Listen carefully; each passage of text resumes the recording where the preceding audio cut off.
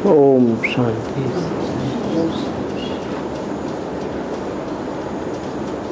एक छोटा सा रात्रि क्लास है 20 दिसंबर 1967 का। मुरली कब मिस नहीं करनी चाहिए?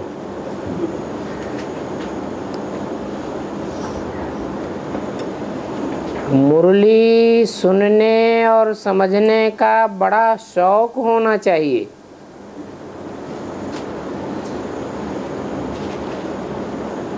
सवेरे के टाइम तो फुर्सत रहती है।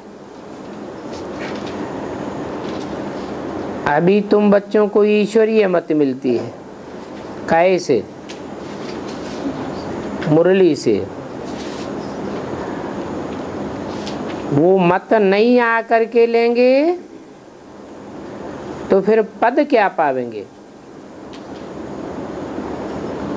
बहुत फर्क हो जाता है इस बात में। पढ़ाई पढ़ने वालों में जो रेगुलर और पंक्चुअल होकर पढ़ते हैं और जो रेगुलर पंक्चुअल होकर नहीं पढ़ते हैं, उनमें बहुत फर्क हो जाता है।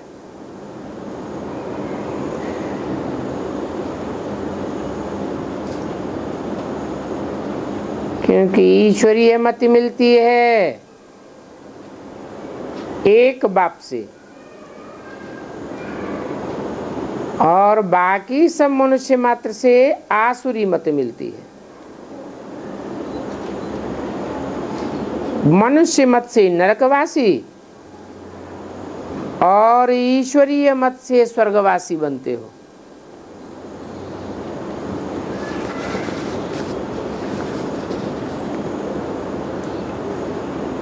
क्या खास बात?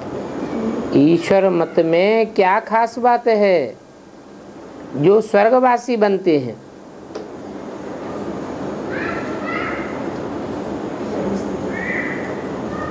ईश माना ही शासन करता, वर माना श्रेष्ठ, जो दुनिया का सबसे श्रेष्ठ ते श्रेष्ठ शासन करता है। अच्छे से अच्छा शासन करता है। कोई शासन करते हैं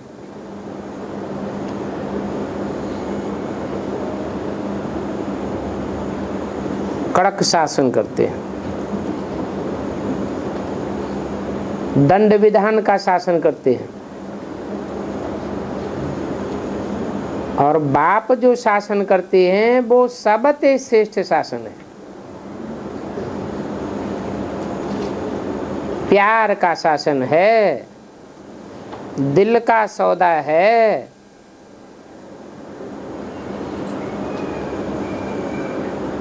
इसलिए तुम ईश्वरीय मत से स्वर्गवासी बनते हो।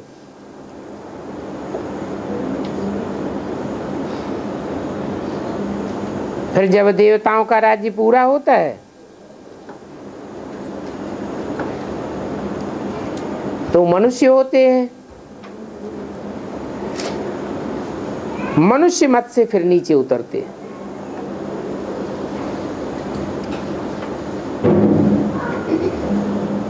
देवताओं के राज्य में नीचे नहीं उतरते थे क्या?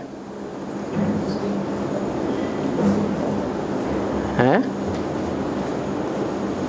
देवताओं के राज्य में भी तो नीचे उतरे। 16 कला संपूर्ण से त्रेता के अंत में 8 कलाएं हो गई ना। फिर अरे उतरे तो उतरते हैं, लेकिन वो यहाँ संगम युग की शूटिंग का प्रभाव है। शूटिंग पीरियड में जब कोई नई आत्मा आती है तो फोर्स से आती है, पक्के श्रद्धा विश्वास से आती है। इसलिए कहते हैं विश्वासम फलदायकम। जो पक्की श्रद्धा, पक्का निश्चय बैठा हुआ है वो श्रद्धा ही उसको सतो प्रधान स्टेज में ले जाती है। फिर धीरे धीरे नीचे उतरते जाते हैं, आपस में लेन देन करने लग पड़ते हैं, या तो मनमत या तो मनुष्य मत का।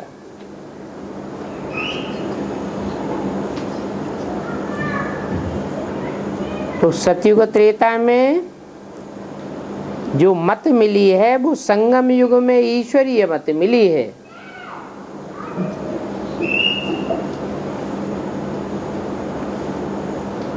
और त्रेता के बाद वो ईश्वरीय मत की प्रारब्ध खलास हो जाती है,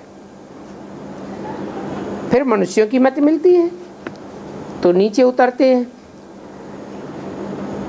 जिस मत से इतना ऊंच मर्तबा मिलता है, इतना कह के किस तरफ इशारा किया?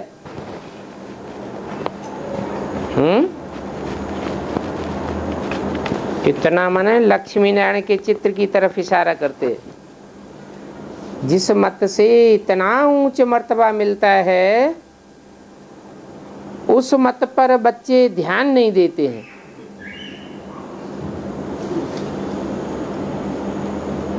और मनुष्यों की मत पर देखो कितना ध्यान देते हैं। मनुष्य गुरुओं की मत पर ध्यान देते हैं। मुरली जो मिस की है वो फिर सुनना चाहिए। कारण या कारण मिस हो जाती है तो मुरली जरूर सुनना चाहिए। ईश्वर का परिवार बिल्कुल सिंपल है।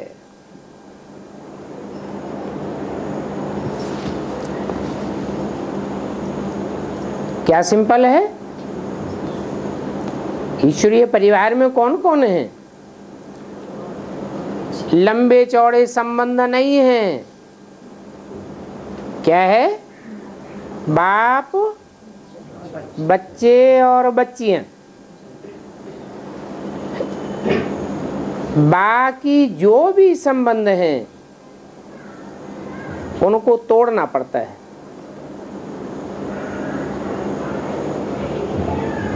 कब?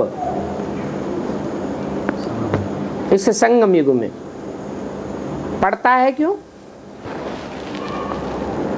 कोई जबरदस्ती है क्या? है? और संबंधों को जो और मनुष्यों के साथ जुड़े हुए हैं जन्म जन्मांतर की, और खास इस जन्म में देखने में आते हैं, कोई न तोड़ना चाहे तो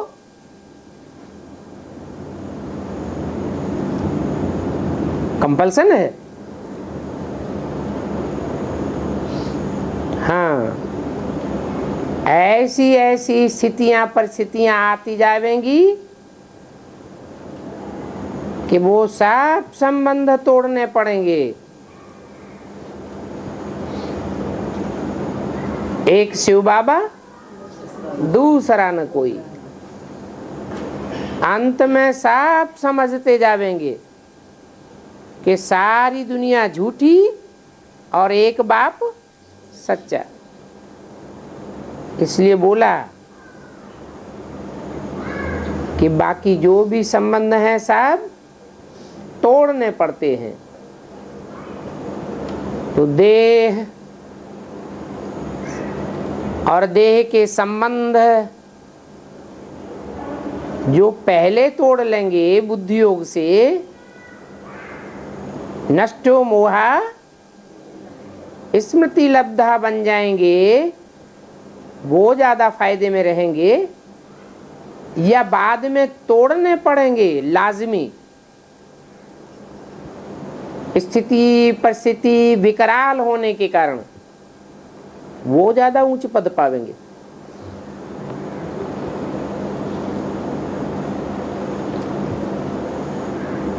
बाद में मजबूरी से तोड़ेंगे,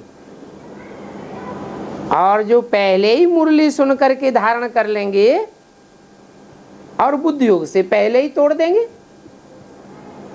फायदा किसको होगा?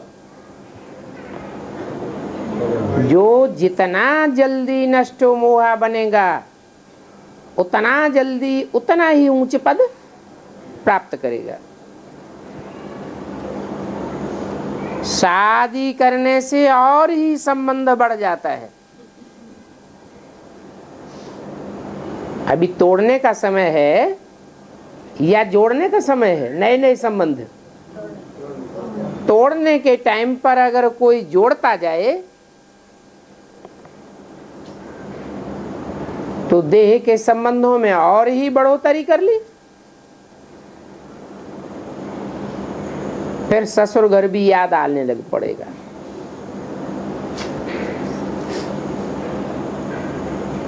मित्र संबंधी नाते गोते सब याद आने लग पड़ेंगे। और यहां तो सबको भूलना है, सिर्फ ईश्वरीय संबंध है। क्या है ईश्वरीय संबंध? बाप और आपस में भाई बहन, और सब देह सहित देह के सर्व संबंध भुलाने हैं।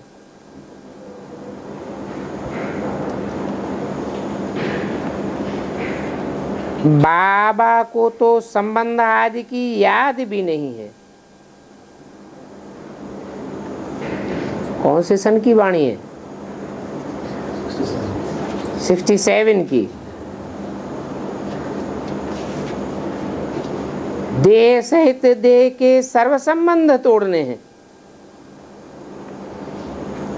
रावण राज्य में संबंध का बहुत परिवार होता है।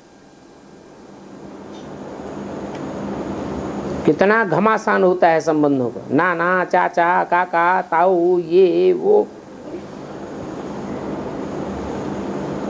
अभी उन बहुत संबंधों को तोड़ना है और देह भी पुरानी है।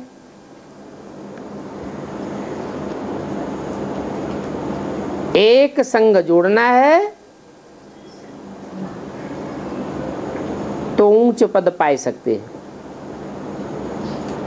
अगर अनेकों के साथ संबंध जुड़े रहे अंत तक तो लंबे समय की क्या प्रैक्टिस पड़ गई? नष्टो मोहा स्मृति लब्धा की प्रैक्टिस हुई क्या? नहीं हुई। तो ऊंच पद कैसे पावेंगे? संबंध होगा तो अंत में वो ही याद आ जाएगा। अंतमते सोगति। बाबा पूछते हैं, नारायणी नशा चढ़ा हुआ है,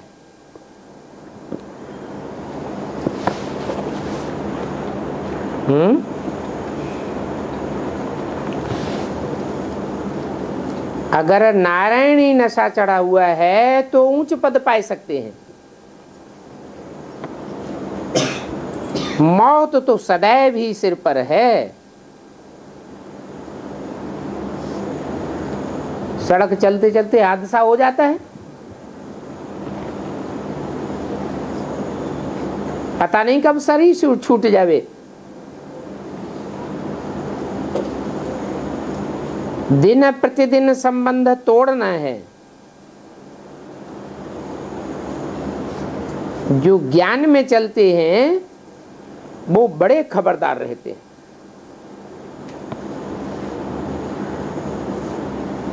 अगर ज्ञान में चलते हैं तो देह सहित संन्यास, सन्यासी लोग तो कर नहीं सकते। क्यों? देह सहित देह के संबंधों का संन्यास वो सन्यासी लोग क्यों नहीं कर सकते?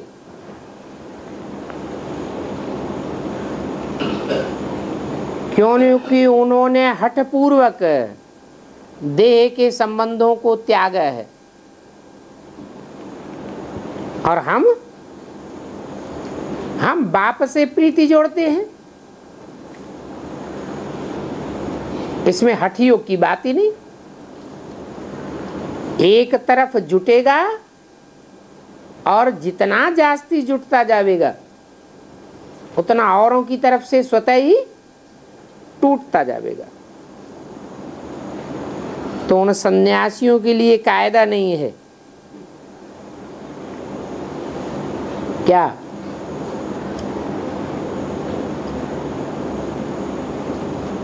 उन सन्यासियों के लिए कायदा नहीं है कि वो राजयोग सीख सकें। उनको इस प्रकार का ज्ञान मिलता ही नहीं है, सिवाय तुम ब्राह्मणों के कोई में ये ईश्वरीय ज्ञान नहीं है। तुम ब्राह्मणों की लिस्ट में कौन कौन से ब्राह्मण हैं? ब्राह्मणों की भी 9 कुरियां हैं। तुम ब्राह्मण किन से कहा है?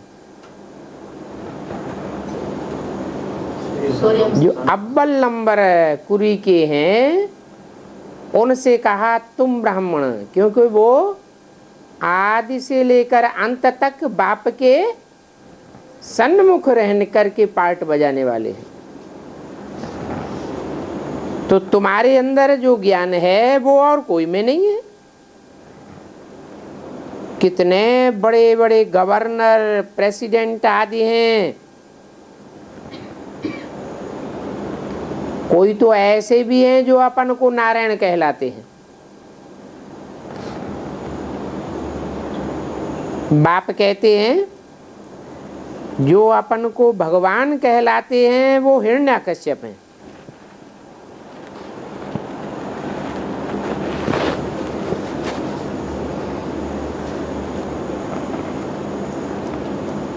तुम बच्चे मास्टर, मैसेंजर व पैगंबर बने हो।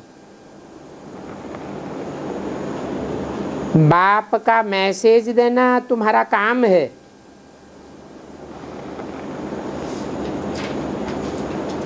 मैसेज लेने वालों में जो अपने कुल का होगा उसकी पहचान क्या होगी?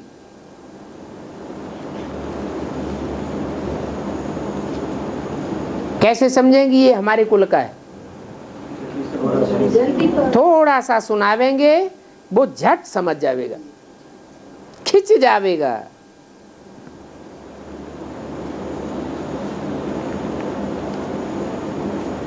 जन्म जन्मांतर का सूर्यवंशी कुल का है, सूर्य से कनेक्शन रखने वाला है, राम की आत्मा से कनेक्शन रखने वाला है, तो पूर्व जन्मों का वो हिसाब किताब उसको झट खींच लेगा।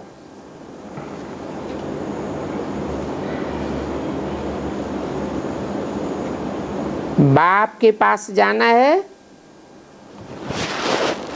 तो बेहद के बाप को याद करो।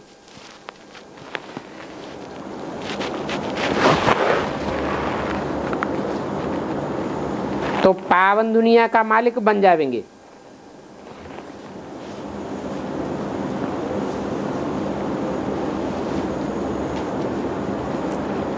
पूछना चाहिए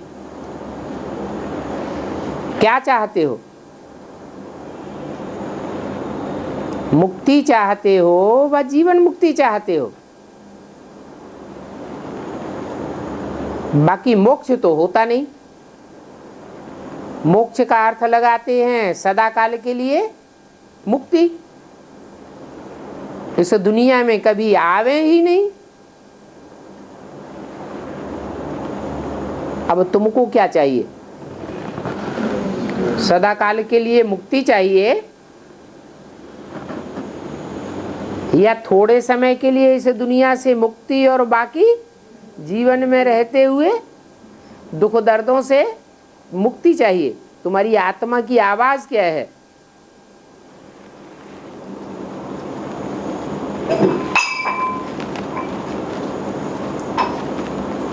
ये तो पूछा जाता है ना। सन्यासियों से तो पूछना ही व्यर्थ है, वो तो अपनी हठ के पक्के हैं, हमें ये संसार नहीं चाहिए। और कहेंगे तो कहेंगे कि स्वर्ग के सुख काग विष्टा समान,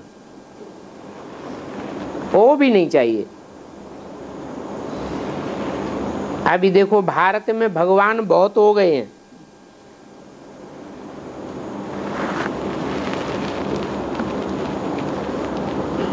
मना बाबा क्या कहना चाहते हैं?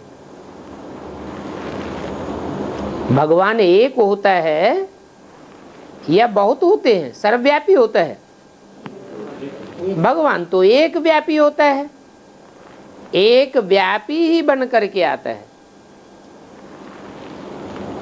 एक व्यापी बन करके आवे तब तो सबकी बुद्धि एक में टिके।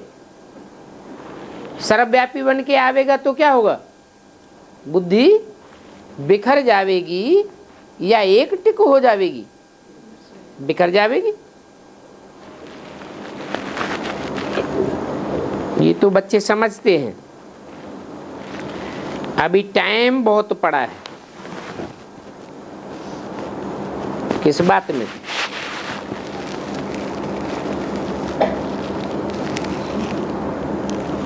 सर्वव्यापी बदल करके सारी दुनिया की बुद्धि में एक व्यापी हो जाए, ये समझने में अभी टाइम बहुत पड़ा है। बच्चे समझते हैं। 8-9 वर्ष तो हैं ही।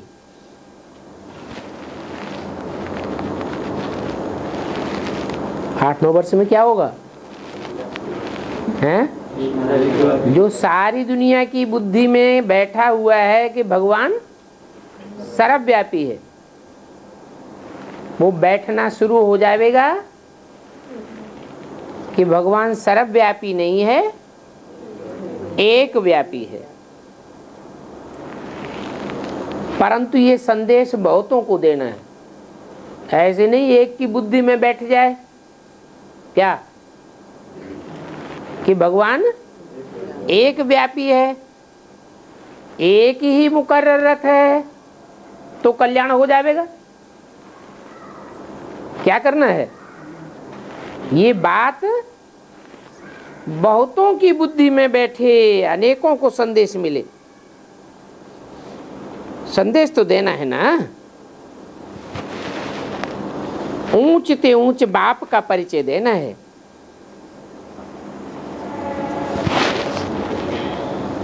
ऊंच ते ऊंच और नीच ते नीच।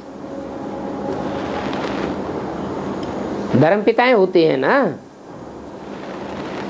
कोई धर्म पिताएं पहले आए, कोई धर्म पिताएं बाद में आए, कोई उत्तरोत्तर श्रेष्ठ युग में आए और कोई उत्तरोत्तर नीचे युग में आए। तो जैसे टाइम पर जिनकी पैदाइश होती है उतना ही तो ऊंचा कार्य करने वाले होंगे। तुमको तो ऊंच ते ऊंच बाप का परिचय देना है। ऊंच ते ऊंच युग कौन सा है? सतयुग। समझते हैं बहुत ऊंचा युग है, लेकिन वहां भगवान तो होता ही नहीं। किसी को पहचान होती है भगवान की? नहीं। हाँ, सतयुग की स्थापना करने वाला सतयुग से पहले होगा या सतयुग में होगा? सतयुग से पहले होता है। तो सतयुग से जो पहले का युग है जिसमें बाप भगवान आते हैं, वो है श्रेष्ठ ते श्रेष्ठ पुरुषोत्तम संगम युग, जहां बाप आकर पुरुष अर्थात आत्माओं को नंबरवार उत्तम उत्तम डिक्लेयर करते हैं।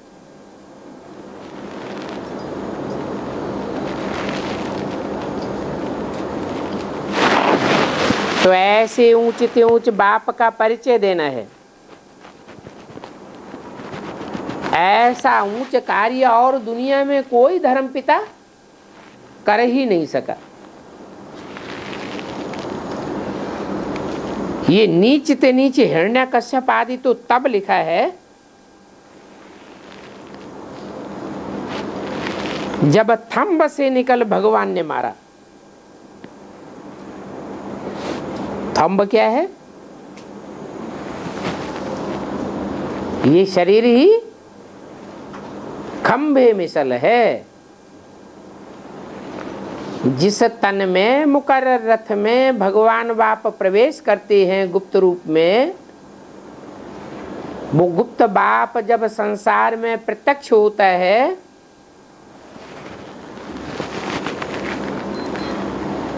तो ये हिरण्यकश्यप सब खलास हो जाते।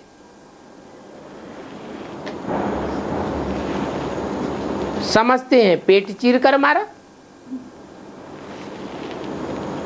भगवान क्या हिंसा करता है?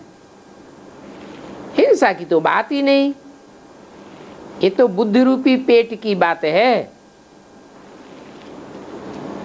बुद्धि रूपी पेट में उन हिरण्यकश्यपों के इतना दर्द होता है, टेंशन बढ़ता है कि वो कोई बात का जवाब पब्लिक को नहीं दे पाते।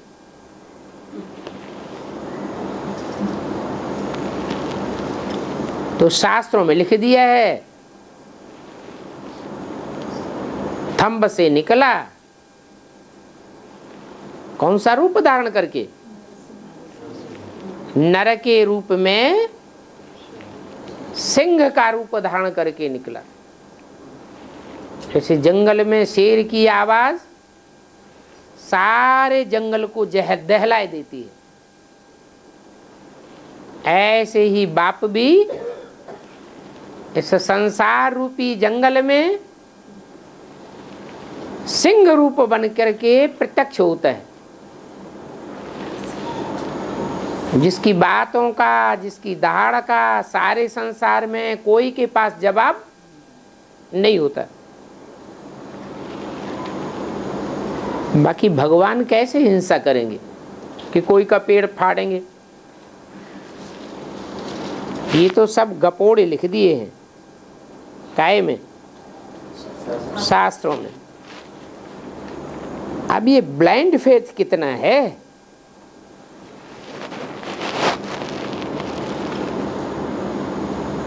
गुरुजी ने सुनाया कि सत्ययुग में हिरण्यकश्यप का राज्य था, तो सत्यवचन महाराज,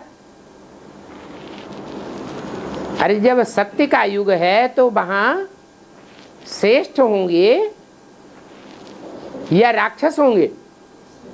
श्रेष्ठ ही होंगे। फिर बताते हैं पेट फाड़ा भगवान ने। अरे भगवान आकर के हिंसा सिखावेगा? आज के साधारण गुरु भी प्रवचन देते हैं तो ये सिखाते हैं कि कोई की हिंसा करो, मारो, हत्या करो। इन शास्त्रों के सही अर्थ भगवान बाप ही आकर के सिखाते हैं। जैसे वो पेट है, उस पेट में कोई बात पचाई जाती है, ये बुद्धि रूपी पेट है। उस पेट में भोजन पचाया जाता है और बुद्धि रूपी पेट में कोई ज्ञान की बातें पचाई जाती हैं।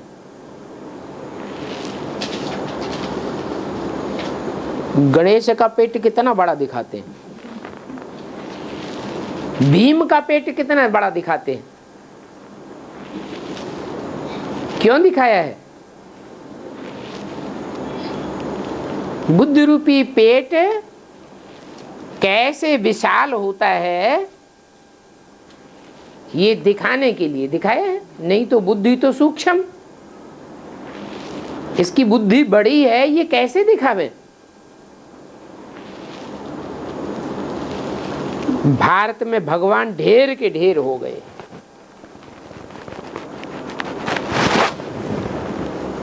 जो मन में आया सो अगड़म बगड़म सुनाते रहते हैं। और भक्त ब्लाइंड फेथ करते रहते हैं। भक्ति मार्ग की तो कमाल है, और उनके फॉलोअर्स करोड़ों की तादाद में। क्या भगवान बाप आते हैं तो थोड़े थोड़े बच्चों के ग्रुप बना के उनको पढ़ाई पढ़ाते हैं। क्या? और जो बड़े बड़े गुरु होते हैं वो लाखों का मजमा इकट्ठा करते हैं और बड़े बड़े माइक लगा के, लाउड स्पीकर लगा के उनके पास आवाज पहुंचाते हैं। तो देखो तुम बच्चे कितने थोड़े हो, जिनकी यादगार है 5 पांडव, 5 उंगलियां हैं, मुट्ठी में बंद कर लो। तुम हो मुट्ठी भर बच्चे और वो हैं करोड़ों की तादाद में फॉलोअर्स।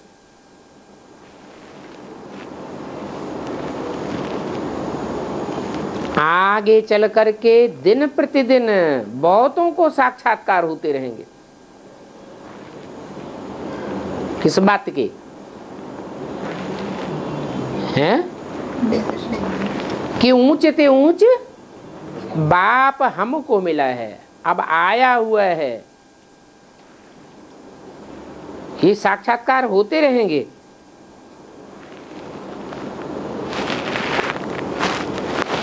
इनकी भी अवस्था बढ़ती जाएगी।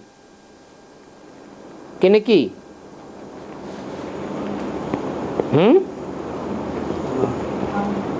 हैं? इनकी कहते हैं तो किसकी तरफ इशारा दिया ना?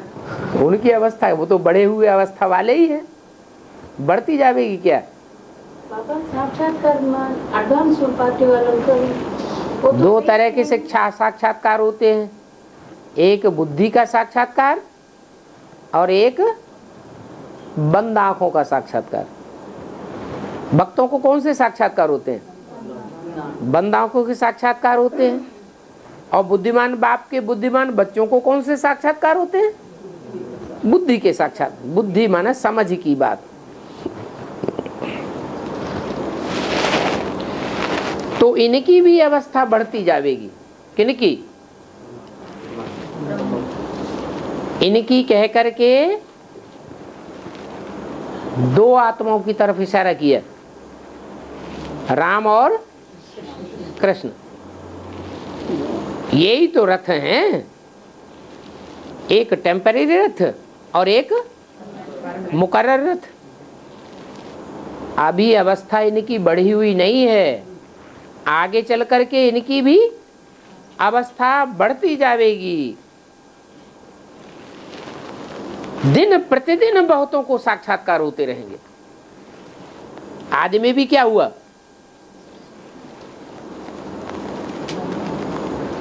वृद्धतन को देखते थे,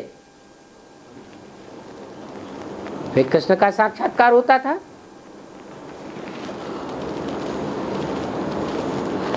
कृष्ण बच्चे का साक्षात्कार करते थे, अंत में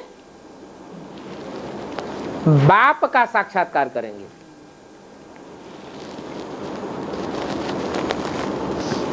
कर्मातीत अवस्था का पता पड़ जाएगा। क्या? कि कर्मों से अतीत अवस्था क्या होती है और कर्मों में लिम्पायमान अवस्था क्या होती है।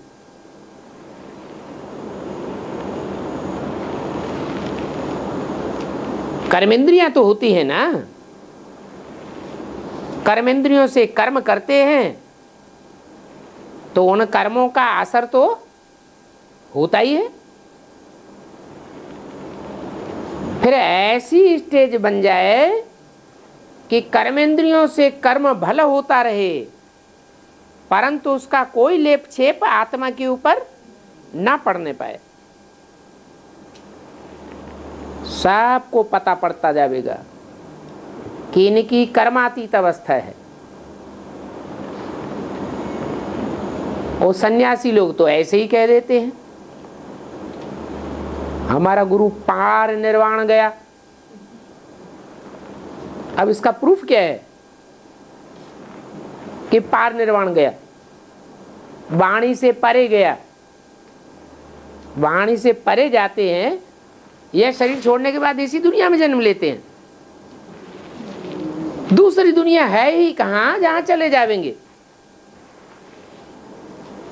दुनिया में पाप बढ़ते जाते हैं या घटते जा रहे हैं? बढ़ते जाते हैं। तो पाप बढ़ते जा रहे हैं, पाप की दुनिया में रहने वालों के पाप नहीं बढ़ेंगे तो नई दुनिया में कहां से पहुंच जाएंगे? तो सबको कर्मातीत अवस्था का पता पड़ता जाएगा कि कौन कौन की कर्मातीत अवस्था हो रही है। फिर ब्रह्मा का भी बहुतों को साक्षात्कार होगा।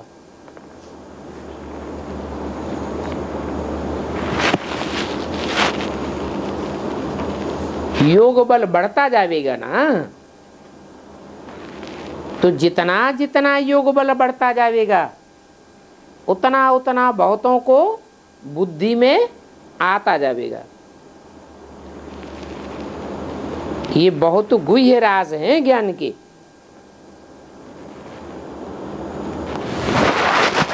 लिखा हुआ भी है, गुह्यात गुह्यतरम ज्ञानम।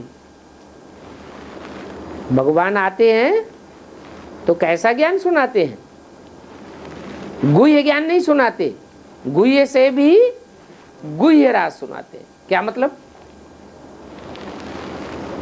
दुनिया में जो ज्ञान की बातें सुनाई जाती हैं वो तो अंधश्रद्धा की बातें हैं, शास्त्रों की पुरानी पुरानी बातें हैं। बाप आकर के कृष्ण के अंतिम चोले में गुह्य बातें तो सुनाते हैं ना। दुनिया कहती है भगवान सर्वव्यापी है, और ब्रह्मा के तन से क्या बोला? भगवान एक व्यापी है। तो गुह्यता की बात तो सुनाई, लेकिन सुनने वालों ने कहां तक समझी और दूसरों को कहां तक समझाई, ये बात दूसरी है। फिर एडवांस, राम बाप वाली आत्मा में बाप के रूप में प्रत्यक्ष होता है तो और गुह्य राज समझाते हैं। बेसिक में सिर्फ इतना ही पता था क्या कि भगवान व्याप सर्वव्यापी नहीं है। फिर क्या पता चलता? सर्वव्यापी नहीं है तो एक व्यापी कहां है? वो बेसिक में पता किसी को नहीं पड़ा। क्या समझ लिया कि ब्रह्मा के तन में ही एक व्यापी है? अगर ब्रह्मा के तन में ही एक व्यापी होता, मुकर्रर रूप से आया हुआ होता, तो ब्रह्मा का शरीर छूट जाता क्या? छूट नहीं सकता। तो ये गुह्य राज में तुम बच्चों को समझाता हूं। वो इस्लामी, बौद्धि, क्रिश्चियन आदि धर्मों में कन्वर्ट होने वाले जो भी ब्राह्मण हैं, उनको ये गुह्य राज नहीं समझाता हूं।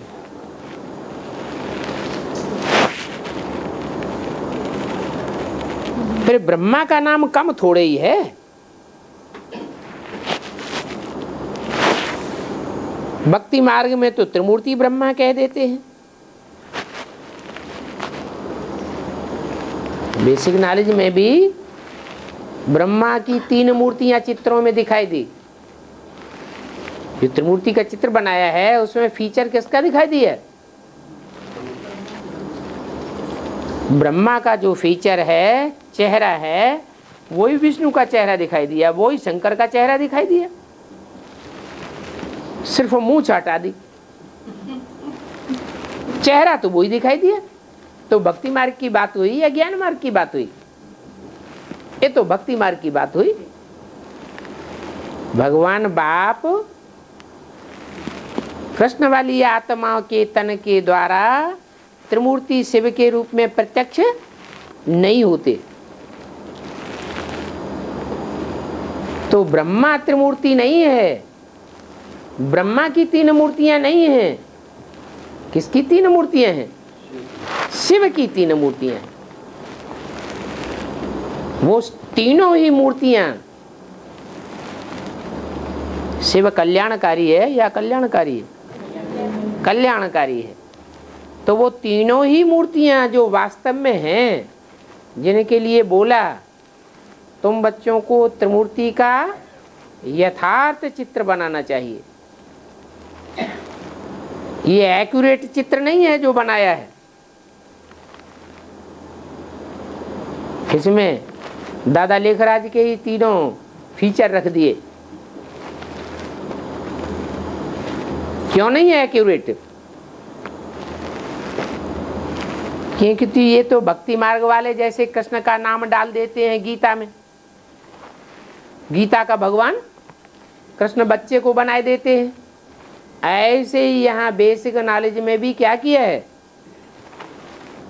कृष्ण उर्फ दादा लेखराज का चेहरा 3 चित्रों में ब्रह्मा विष्णु शंकर के रूप में डाल दिया। ये रंग है चित्र, यथार्थ चित्र नहीं है।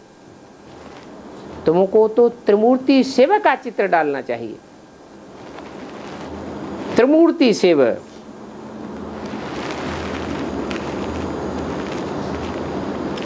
हाँ ब्रह्मा का पार्ट जास्ती है, आदि में भी ब्रह्मा का पार्ट, फिर शंकर के रूप में पार्ट बजाते हैं तो भी ब्रह्मा की सोल प्रवेश करके पार्ट बजाती है। फिर ब्रह्मा सो विष्णु बनता है तो वो भी एक ही हो गया, ब्रह्मा सो विष्णु, तो भी ब्रह्मा की सोल पार्ट बजाती है। तो सोल पार्ट बजाती है, बाकी मूर्ति ब्रह्मा की नहीं है। इसलिए भक्ति मार्ग में ब्रह्मा की मूर्ति नहीं बनाते, मंदिर नहीं बनाते हैं, पूजा नहीं करते हैं।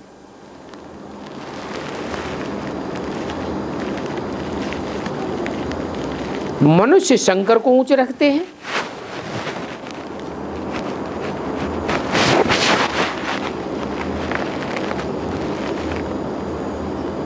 तुम किसको ऊंचे रखेंगे?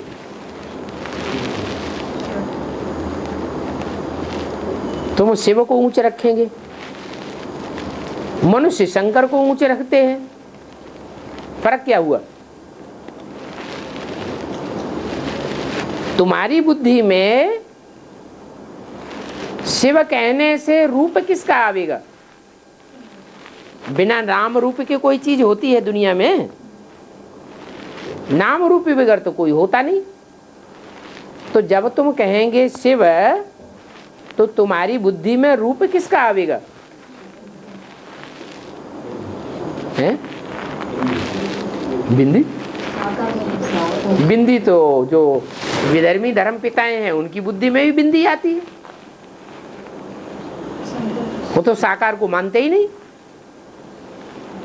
भले तुम साकार को देखेंगे, परंतु साकार को देखते हुए भी तुम्हारी बुद्धि में ये रहेगा कि इसमें कार्य करने वाली कल्याणकारी आत्मा कौन है? शंकर है या शिव है? शिव है। तो तुम्हारी बुद्धि में शिव रहेगा।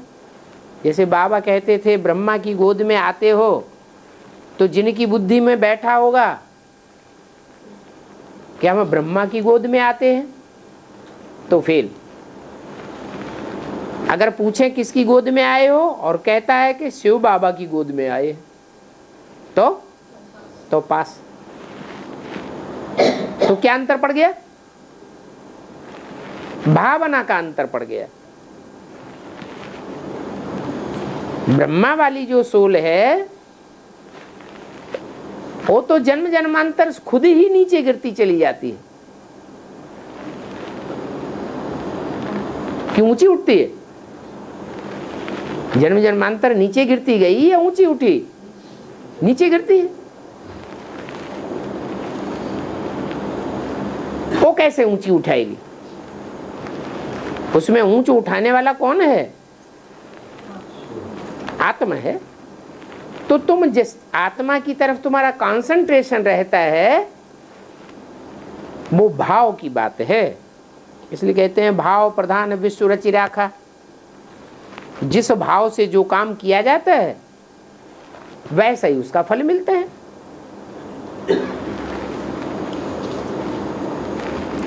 तो मनुष्य शंकर को ऊंचे रख देते हैं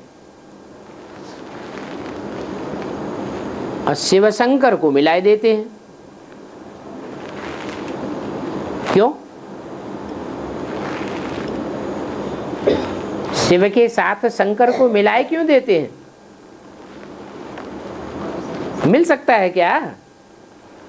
शिव की आत्मा का पार्ट शंकर की आत्मा के साथ मिल सकता है क्या? मिल सकता है? अरे शिव सदैव असोचता और शंकर सूक्ष्म शरीरधारी दिखाया जाता है, मनन चिंतन मंथन में दिखाया जाता है। तो शिव का पार्ट अलग और शंकर का पार्ट अलग, दोनों को मिलाने का तो कोई मतलब ही नहीं।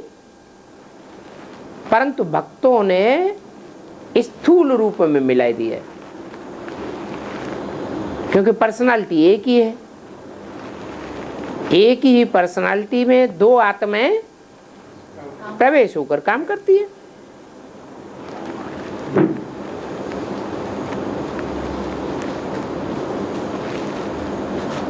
ब्रह्मा का ही पार्ट जास्ती है। याद में रहना कोई पार्ट है क्या? पार्ट कर्मेंद्रियों से बजाया जाता है या बुद्धि से बजाया जाता है? कर्मेंद्रियों से पार्ट बजाया जाता है। और शंकर क्या करता है? याद में रहता है।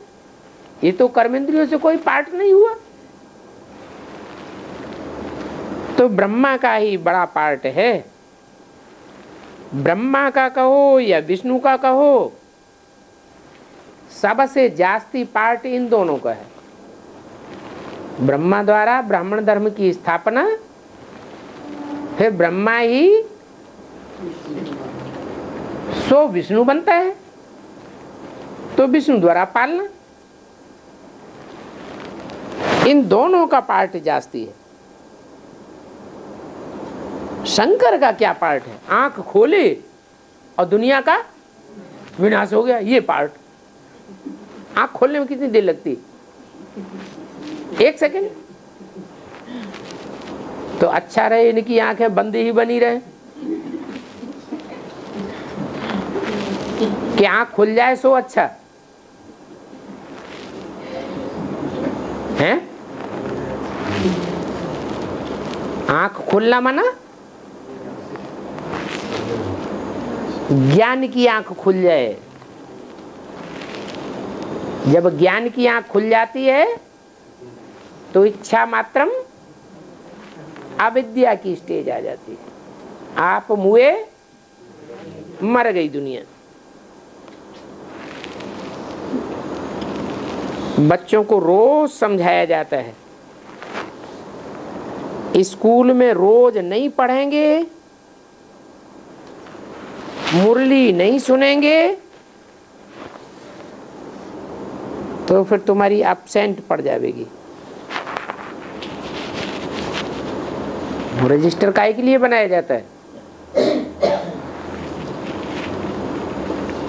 हाजिरी लगाने के लिए रजिस्टर बनाया जाता है ना। तो ये भी ईश्वरीय स्कूल है। इसमें भी देखा जाता है कि 63 जन्म जो लौकिक पढ़ाइयाँ पढ़ी, उन लौकिक पढ़ाइयों में आत्मा ने जास्ती ध्यान दिया या भगवान बाप आकर जो पढ़ाई पढ़ाते हैं उसमें जास्ती ध्यान दिया?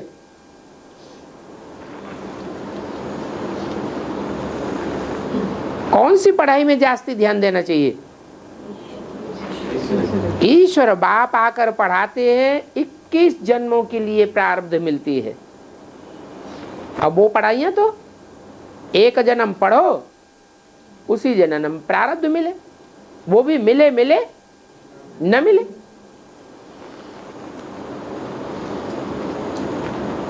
तो कितना बाप आकर के आंखें खोलते हैं कि इस पढ़ाई से तुम्हारा जन्म जन्मांतर का फायदा है, और फिर 21 जन्म का ही फायदा नहीं है। यहां जो तुम पढ़ाई के संस्कार धारण करते हो, ज्ञान धारण करने के संस्कार धारण करते हो, ये संस्कारों की तीव्रता 63 जन्मों में भी चलती रहेगी।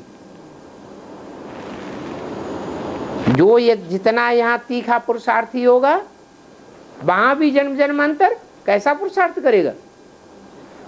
तीखा पुरुषार्थ करता रहे।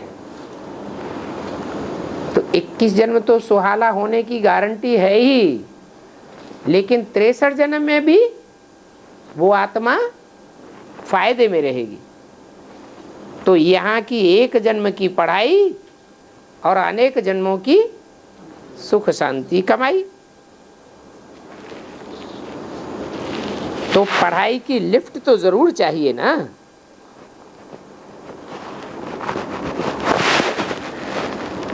गॉडली यूनिवर्सिटी में एब्सेंट थोड़े ही होना चाहिए।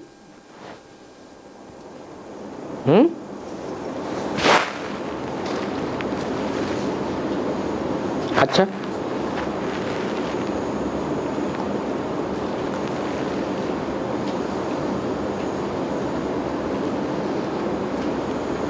गॉडली यूनिवर्सिटी में कौन पढ़ाते हैं? गॉड फादर पढ़ाते हैं। और जो यूनिवर्सिटीज होती हैं वो तो मनुष्य गुरुओं की बनाई हुई है। यहाँ एब्सेंट नहीं होना चाहिए। पढ़ाई कितनी ऊंच है, जिस पढ़ाई से तुम सुखधाम के मालिक बनते हो।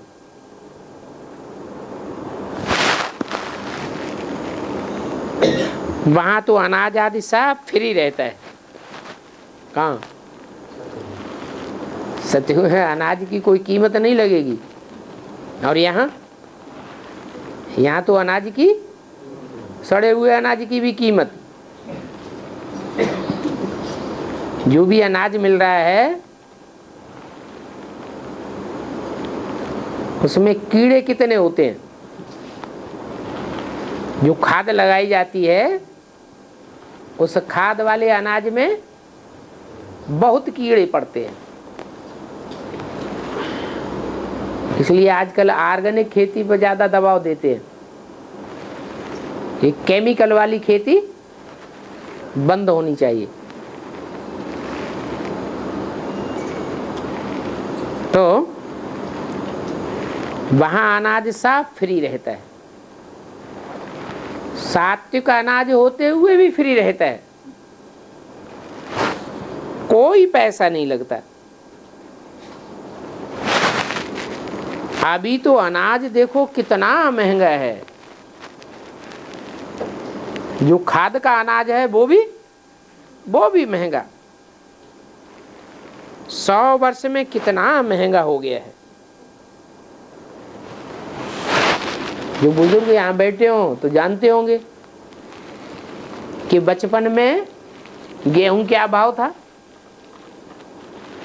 क्या भाव था? हैं? अरे याद नहीं है? अरे बचपन में ये पता नहीं है कि गेहूं या अनाज क्या भाव था? ₹8 आना। और अब तो नोटों के नोट जाते हैं। 100 वर्ष में कितना महंगा हो गया। नहीं तो आगे कितनी सस्ताई थी। हद के अनाज की ही बात हो रही है कि बेहद के अनाज की भी बात हो रही है? बेहद का अनाज भी। बेहद का अनाज कौन सा है?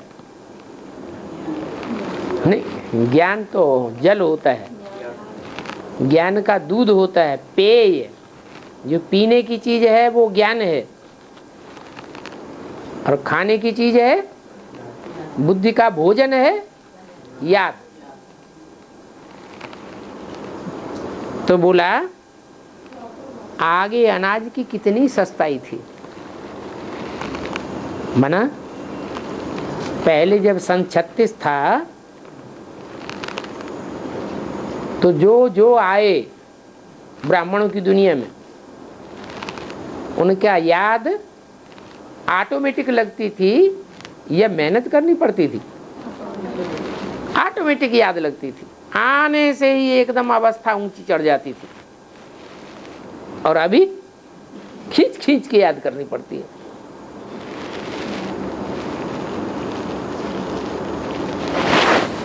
वहां नई दुनिया में तो कोई अप्राप्त वस्तु नहीं होती है जिसके लिए वहां पुरुषार्थ करना पड़े। वो है ही सुखधाम। तुम अभी सुखधाम के लिए तैयारी कर रहे हो। क्या तैयारी कर रहे हो?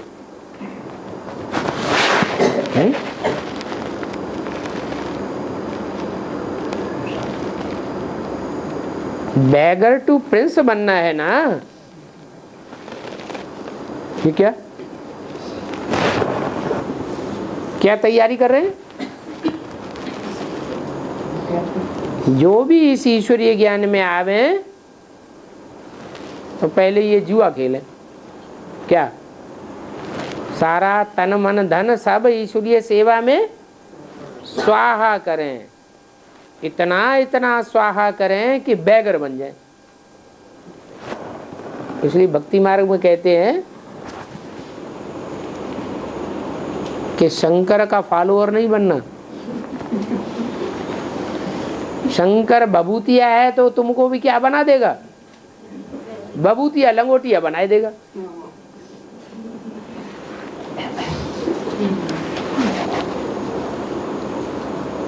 अभी तुम वहां जाने के लिए तैयारी कर रहे हो। क्या तैयारी कर रहे हो? क्या तैयारी कर रहे हो? बैगर टू प्रिंस बनने की तैयारी करते हो। साहूकार लोग कोई अपन को बैगर नहीं समझते। क्यों?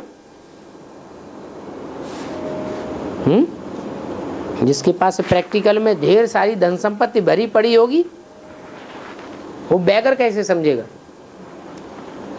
जिसके पास धन होगा तो धनवान होगा, धनवान होगा तो उसको धन का नशा होगा। पहलवान होगा तो उसको तन का नशा होगा। कोई बड़ा नेता जनवान होगा तो उसको अपनी नेतागिरी का नशा होगा, मैं बड़ा नेता हूं।